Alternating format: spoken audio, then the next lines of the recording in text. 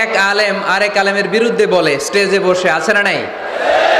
একজন আরেকজনের কাফের ফতোয়া দেয়, আছে না নাই? আপনাদের গাজীপুরে আলহামদুলিল্লাহ এগুলো নাই। এটা একটা মহামারী এবং ভয়ঙ্কর অবস্থা। অন্যকে নিয়ে ব্যস্ত থাকা, অন্যকে সময় দেয়া। প্রিয় ভাইরা, স্রষ্টার দেয়া আমাদের জন্য সবচেয়ে দামি বিষয় হচ্ছে, আল্লাহর দেয়া সবচেয়ে দামি গিফট হচ্ছে আমাদের সময়। দামি গিফটের নাম কি? এই সময়টাই আমরা অন্যকে দিয়ে দিই। অন্যকে হিংসা করতে করতে এই দামি সময়গুলো নষ্ট করে ফেলে। এটা ঠিক না। আমারও অনেকে দেশে কাফের বলে, আছে না নাই? আমি অবাক হয়ে যাই, এই কাফেরের কথা শুনতে এতগুলো আল্লাহর ওলি কি করে আসে?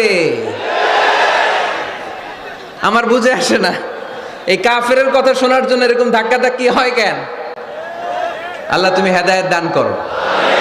আমি শুধু আল্লাহর কাছে সাহায্য চাই আর আপনাদের দোয়া চাই।